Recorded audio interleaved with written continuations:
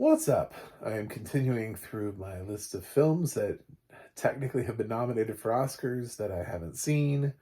I'm going in cold on this one. The weird thing is, I've totally met people who this is their favorite film of all time. This is Somewhere in Time, and I have heard that. I have heard those words come out of at least more than one person's mouth, and it's always intrigued me. I'm like, what's up with this film? I just figured it was going to be like one of those things, like An Officer and a Gentleman, where it's just like a romantic drama that hit at the right time. You know what I'm saying? That women were just like, oh my god, I love this film. You know, and Christopher Reeve was just working his sexy post Superman magic on the ladies. Um, but then I looked at IMDb, and wow, the critics hated this. This has like a 27 Metacritic score. Lots of things have to happen for you to get that low on Metacritic score. It's not quite like Rotten Tomatoes. I've never seen like a 0 Metacritic score. I don't even know that that's possible. They grade things differently. It's a more limited membership, which is why a lot of people look to Metacritic now more than Rotten Tomatoes. Rotten Tomatoes has more critics. So it's a different sampling, but also it's like kind of like a pass-fail thing, whereas Metacritic actually is more of a score. Anyway, you can look into the whole thing, but decide which one is right for you. Yeah, it was pretty low. But it's nominated for costume design. So it's an Academy Award nominee. So it fills my quotient, and this is on FreeVee. Does not have audio description. I would argue that probably it should, considering that somehow this feels like it's standing the test somewhere in time. I tried. Subscribe for bad jokes. And it doesn't have audio description. I'm a blind film critic. This film is literally about a man who sees like a painting of a woman. I didn't even know there was a painting. You know what I'm saying? Like I didn't get it. He goes around, he's like asking about the woman who's like and I was like, there's an image? Oh, right, there's no audio description here. So, this film is kind of dumb. I'm not gonna lie. I feel like there could be some nice romantic moments when it gets there, but it like requires you to like bash your head into the wall in order to get there. Like you have to be partially like brain dead, and then you're like, oh, that makes sense.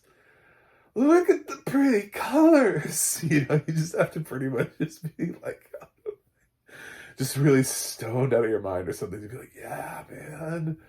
So what happens is Christopher Reeve sees a painting and or a picture. I think it's a painting though. I don't know. There's no audio description, so these are going to be weird, really weird descriptions. Um, and he's like, "Oh, who is this? I have to know who this person is." Oh, she was alive in 1902, something like that. 1912, long time ago, young man. um, and Christopher Reeve he goes and he visits his old professor, and he's like, Professor? And you're like, oh, well, he's a young man. And the professor stops him, and he's like, yes? Are you a student of mine? And he's like, I was 9 years ago. And he's like, well, I know my lectures are good, but and they have like a little shitty banter. And then Christopher Reeve is like, Professor, do you believe in time travel? And the professor is like, why, yes. And then they go have a conversation about time travel. And the professor's like, once I was in a place and it was old and everything around me was old. And I felt like I had been transported somewhere else. I'm like, dude, you're like in a room full of antiques.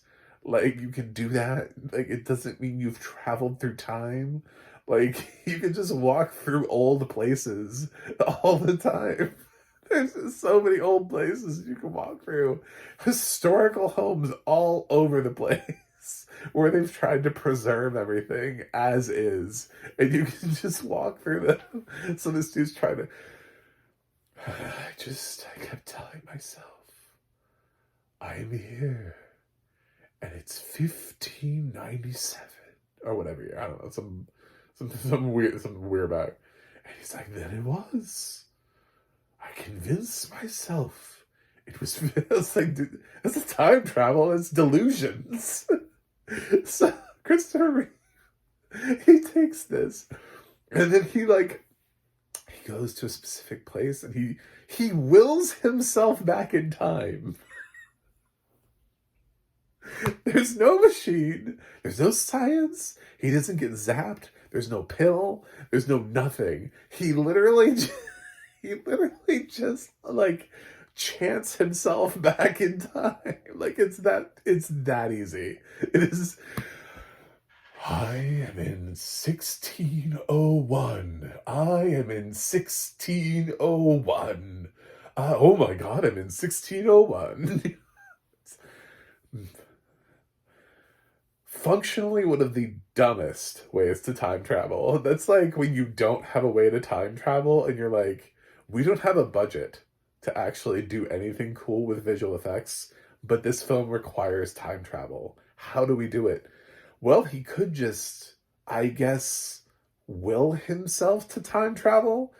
You might as well have just like had a woman curse him and then he just wakes up, you know? Like, I mean, that would have made just about as much sense. Just be like, I don't know. He bumps his head and wakes up. Like, back in the past. Anything. This is one of the dumbest ways to time travel possibly ever in cinema. If easily top 5. I really can't think of ways dumber than this to time travel. Other than just simply hypnotizing your way back in time by repeating like the same thing over and over. You are in 1912. You are in 1912. No, that's not how that works. Dude, everybody would be in 1912. Like everybody would be in a different year. They would just be popping all over the place. Time travel would be like prolific and everybody would be doing it if it was that easy. Because you would, you know, in your dreams when you accidentally dream yourself into the past and you're like, I'm a child, and you're like, oh my god, I'm a child again. I'm in my bedroom. I woke up and I'm 5. What is happening? Oh my god, I convinced myself that it's my childhood again. I had one of those dreams. You know, you can't just will yourself into the past. So I really had a hard time with the film after that. I mean, I think it's very pretty. It has a nice score. It has very little dialogue, actually. They just kind of like stand around and stare at each other.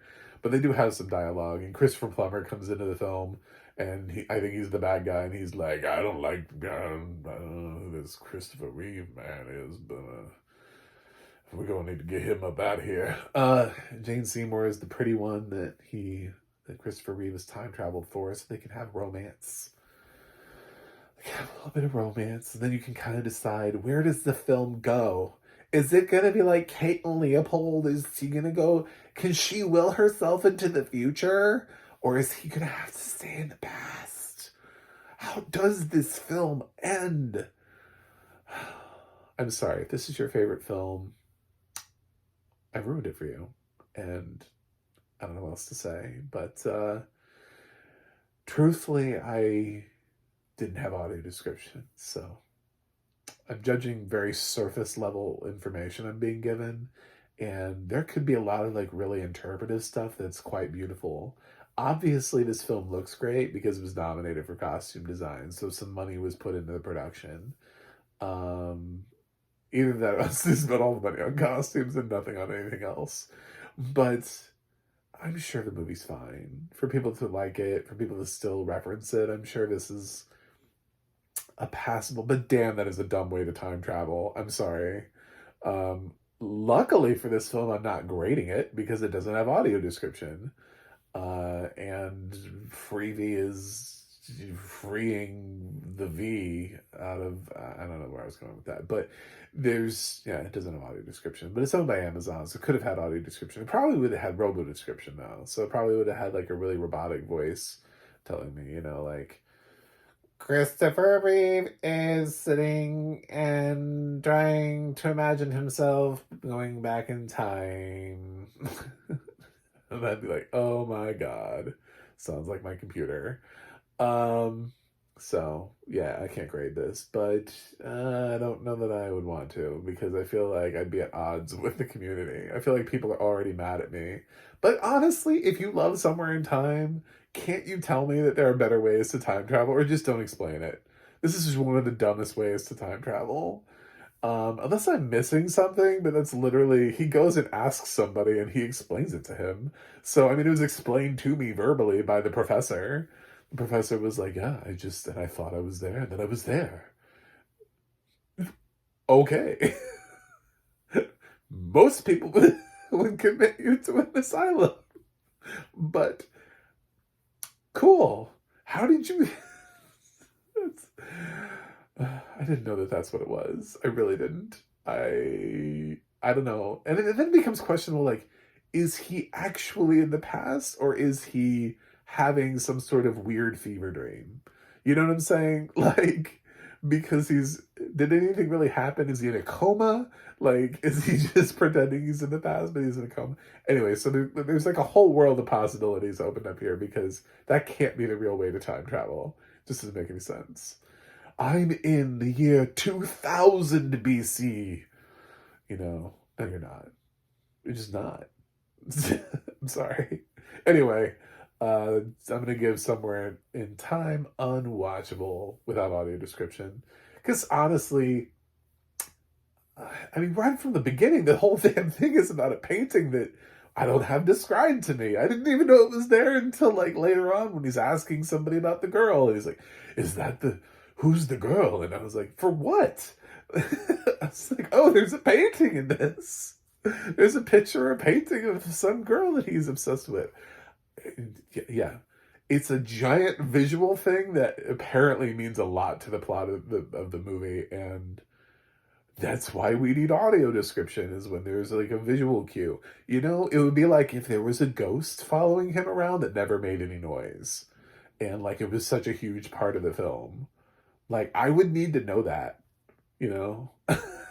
And then somebody like at the end of the film is like, what's that behind you? And then he finally turns around and is like, oh my god, there's a ghost. Has that been there the whole time? The ghost is like, I've been following you since the beginning. I'd be like, he's been there the whole time?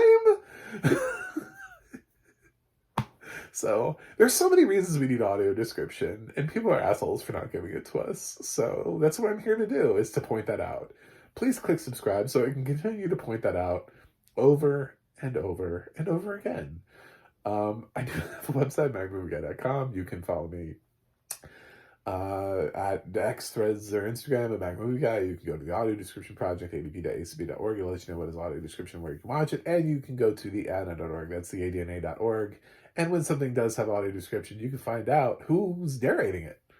And that's it. So I will watch something else that is nominated for something and on another streaming service, and we'll get through this. Oscar season stuff. I'm just using. It's a great way to kind of catch up. Now I kind of have an idea what Somewhere in Time is about. Now I'm totally going to judge people when they're like, "This is my favorite film." I'm like, "This is your favorite film of all time. The number one thing that you have seen in your entire life is this film." Thanks for watching. Thanks for subscribing. And I'll see you guys on the other side.